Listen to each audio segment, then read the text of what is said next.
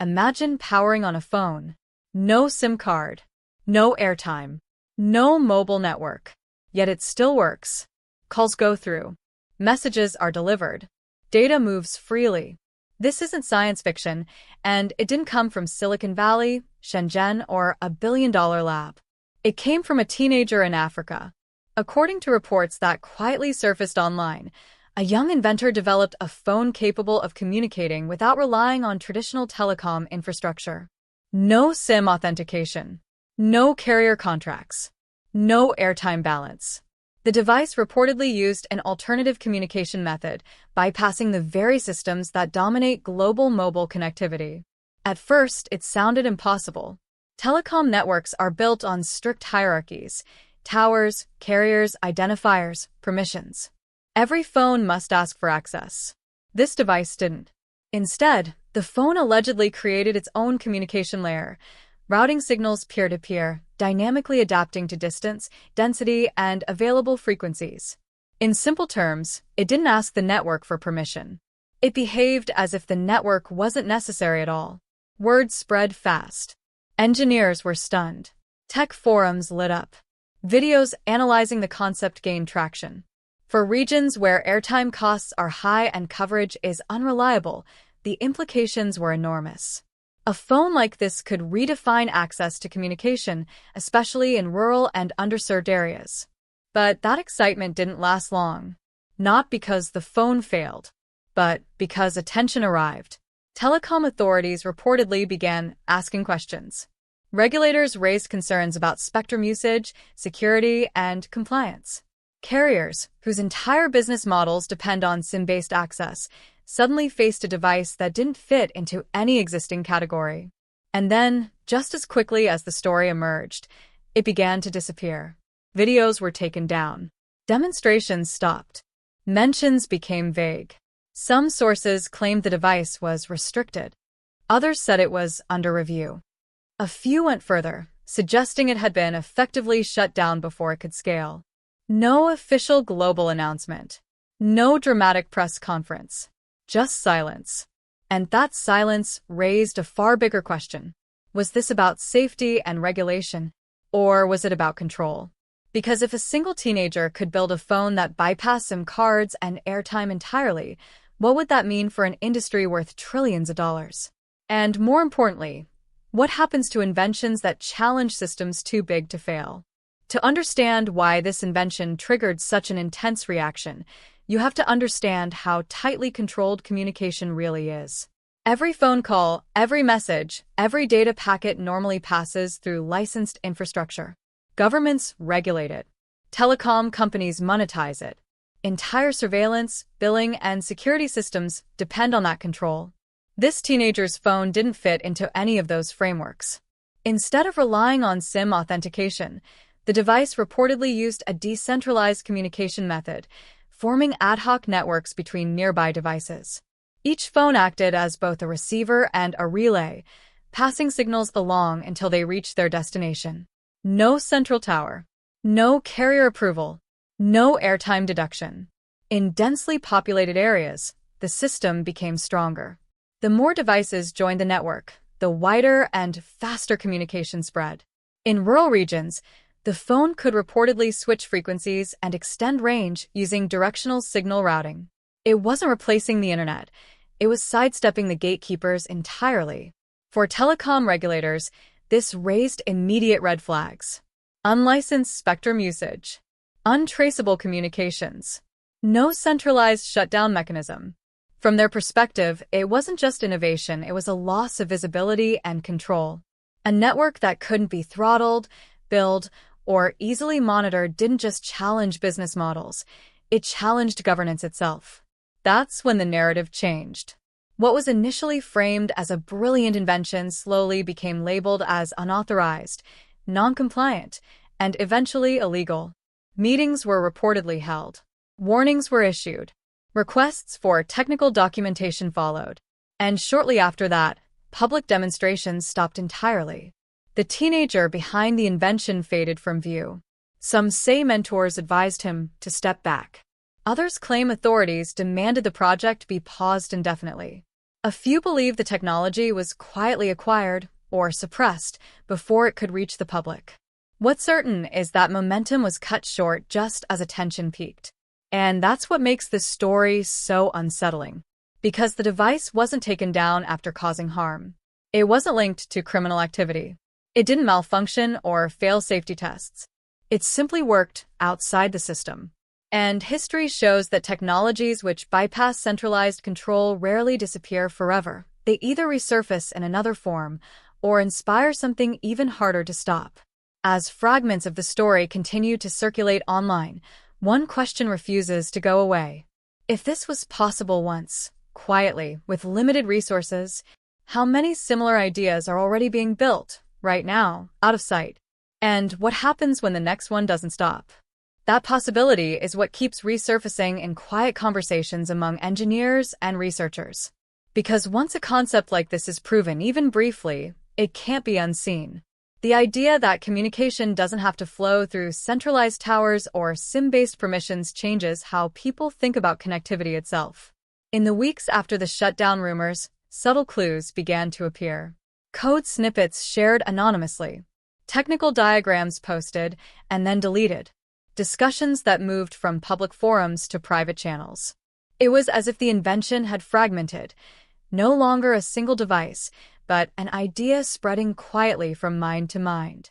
Some technologists speculated that the phone was never meant to replace telecom networks outright.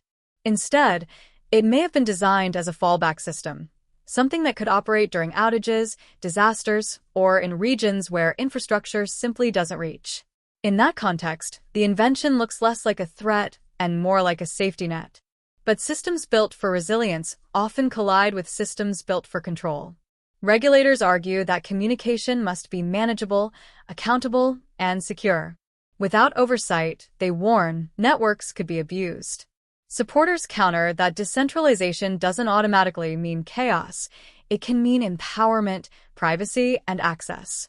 The tension between those two views is as old as technology itself. Meanwhile, the teenager at the center of the story remains largely invisible. No interviews. No public statements. No official clarification. Whether by choice or pressure, the silence persists. And in that silence, the story grows larger than the individual. It becomes symbolic. Because this isn't just about one phone. It's about who gets to innovate, who decides what's allowed, and where the line is drawn between protection and suppression. As communication technologies evolve, mesh networks, satellite links, peer-to-peer protocols, the question becomes unavoidable. Is the world moving toward more openness, or tighter control disguised as regulation? And somewhere between those two futures lies the fate of inventions like this one. Ideas that work, ideas that challenge assumptions, and ideas that don't wait for permission. The story may have gone quiet for now, but the conditions that made it possible haven't disappeared. And as technology continues to shrink, cheapen, and decentralize, it's only a matter of time before similar breakthroughs emerge, perhaps from another teenager, in another place, asking the same dangerous question.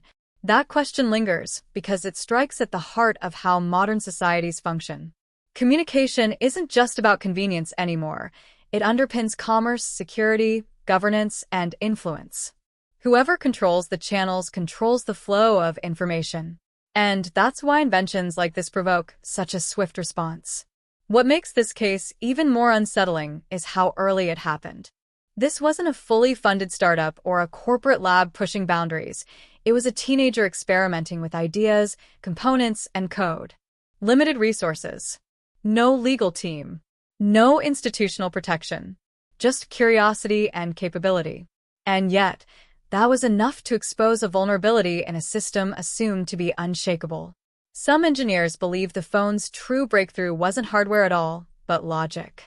A different way of thinking about connection. Instead of asking, "How do I access the network?" it asked, "How do I create one?" That shift alone changes everything.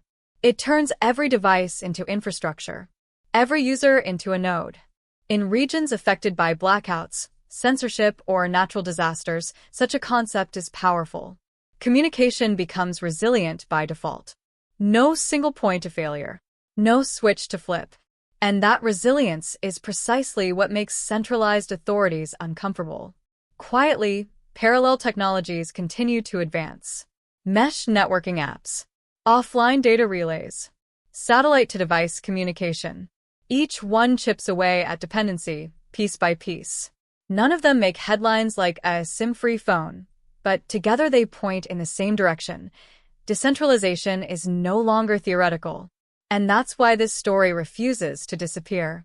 Because even if this particular device never returns to the spotlight, the idea behind it has already escaped. It's in open-source repositories. It's in university labs.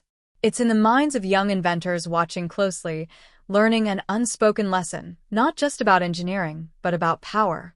The teenager may have been silenced, the device shelved, the demonstrations halted, but the question remains unresolved.